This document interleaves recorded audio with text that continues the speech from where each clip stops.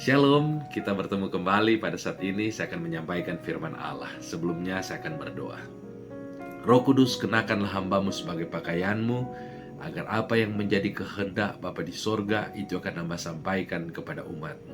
Dalam nama Yesus hamba sudah berdoa. Amin. Saya akan membaca firman Tuhan yang terdapat di dalam Yesaya 43 ayat yang ke-18 sampai ayat yang ke-19. Firman-Nya, janganlah ingat-ingat hal-hal yang dahulu, dan janganlah perhatikan hal-hal yang dari zaman purbakala. Lihat, aku hendak membuat sesuatu yang baru, yang sekarang sudah tumbuh, belumkah kamu mengetahuinya? Ya, aku hendak membuat jalan di padang gurun, dan sungai-sungai di padang belantara.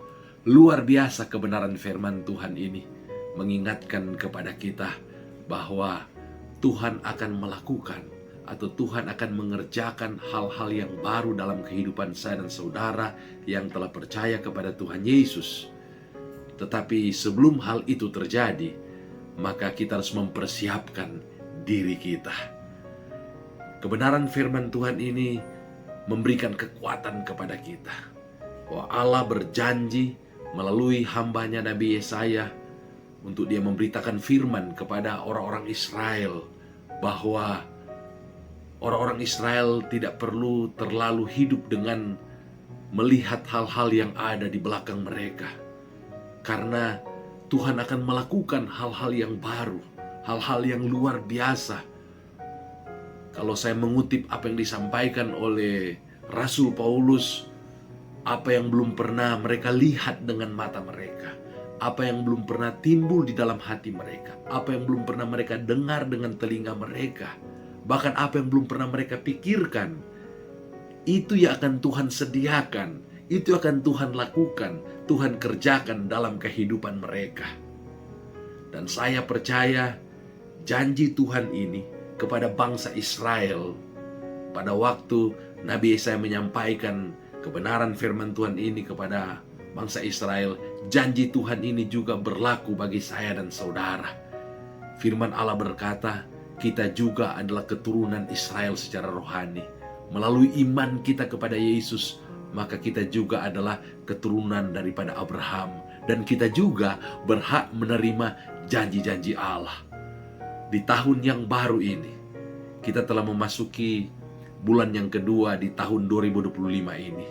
Percayalah bahwa Tuhan akan mengerjakan hal-hal yang tidak kita sangka, itu akan Dia kerjakan di dalam dan melalui kehidupan kita. Tuhan akan melakukan hal-hal yang luar biasa dalam kehidupan saya dan saudara, karena Tuhan kita adalah Tuhan yang ajaib. Tuhan kita adalah Tuhan yang luar biasa. Dia yang adalah Alfa dan Omega. Dia adalah yang awal dan yang akhir. Dia pencipta langit dan bumi. Dia adalah Allah kita yang perkasa. Dia adalah Allah kita yang ajaib.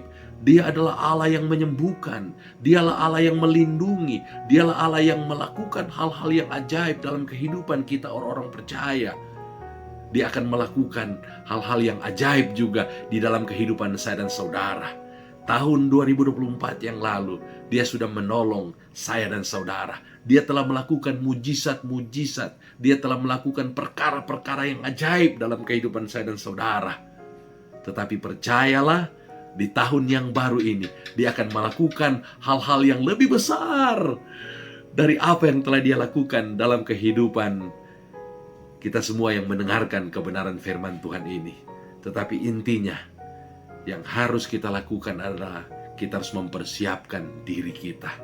Kita harus hidup di dalam kerendahan hati. Kita harus mengenakan yang namanya karakter Kristus. Kalau kita tidak mengenakan yang namanya karakter Kristus, kalau tidak ada kerendahan hati dalam hati kita, dalam diri kita, maka ketika Tuhan memberkati saya dan saudara, maka kita akan menjadi sombong. Tetapi kalau kita rendah hati, maka semakin Tuhan memberkati kita, maka kita akan semakin rendah hati. Kita akan semakin memuliakan Tuhan di dalam kehidupan ini. Kalau kita melihat kehidupan daripada Yohanes Pembaptis, karena dia adalah pribadi yang rendah hati, sehingga ketika Tuhan semakin memakai dia, maka dia akan berkata, biarlah aku semakin kecil, Tuhan yang semakin besar. Demikian juga dengan Daud. Ketika Tuhan memakai dia, Tuhan mempercayakan hal-hal yang besar dalam kehidupan Daud. Oh, dia semakin rendah hati. Dia semakin meninggikan Tuhan di dalam kehidupannya. Demikian juga dengan kita. Milikilah karakter yang rendah hati. Firman Allah memberitahukan kepada kita, kenakanlah kerendahan hati. Kenakanlah belas kasihan. Artinya, kalau berbicara soal kenakan, itu sama seperti pakaian. Karakter yang seperti Kristus itu harus menjadi seperti pakaian di dalam kehidupan kita. Itu harus menjadi gaya hidup kita. Dan saya percaya kalau kita melakukan kebenaran-kebenaran ini, berarti kita telah mempersiapkan diri kita. Kemudian mari kita hidup dipimpin oleh Roh Kudus. Kalau Roh Kudus berdiam dalam diri kita, maka Roh Kudus itu akan memimpin kehidupan kita. Dan kalau Roh Kudus berdiam dalam diri kita, firman Allah berkata, Roh Kudus itu adalah jaminan dari segala sesuatu yang telah Allah sediakan bagi kita, yang akan kita terima kelak. Setiap orang yang percaya kepada Yesus akan menerima kehidupan yang kekal. Kita akan bersama-sama dengan Tuhan dalam kerajaan sorga. Itu janji Tuhan yang akan kita terima dalam kekekalan. Nah, buktinya bahwa kita akan menerima itu adalah dengan Roh Kudus yang berdiam dalam diri kita. Untuk itu, Roh Kudus itu harus kita pelihara. Dalam pengertian, Roh Kudus itu jangan kita duka citakan. Jangan kita sakiti hati Roh Kudus. Dan yang akan membuat Roh Kudus berduka cita dan sakit hati kalau kita hidup dalam kesombongan, kalau kita hidup di dalam ketidakkudusan. Tapi kalau kita hidup di dalam kerendahan hati, kita hidup dalam kekudusan, maka Roh Kudus itu akan terpelihara. Roh Kudus itu tidak akan meninggalkan kita. Itulah caranya kita mempersiapkan diri kita. Kalau kita hidup memiliki karakter yang seperti Kristus, kalau kita hidup dipimpin oleh Roh Kudus, maka Tuhan akan mengerjakan hal-hal yang baru, hal-hal yang dahsyat bagi saya dan saudara di tahun 2025 ini. Untuk itu, mari kita mempersiapkan diri kita. Tuhan Yesus kiranya memberkati kita semua yang mendengarkan kebenaran firman Tuhan ini. Mari kita berdoa. Terima kasih Tuhan, hamba sudah menyampaikan firman Allah. Hamba berdoa, biarlah firman Allah ini akan kami taati, dan Roh Kudus tolong kami agar supaya kami melakukan firman Allah ini, dan biar hanya Tuhan Yesus yang akan dipermuliakan di dalam dan melalui kehidupan kami. Dalam nama Yesus hamba sudah berdoa. Amin. Puji nama Tuhan. Tuhan Yesus kiranya memberkati kita semua yang mendengarkan firman Tuhan ini. Shalom.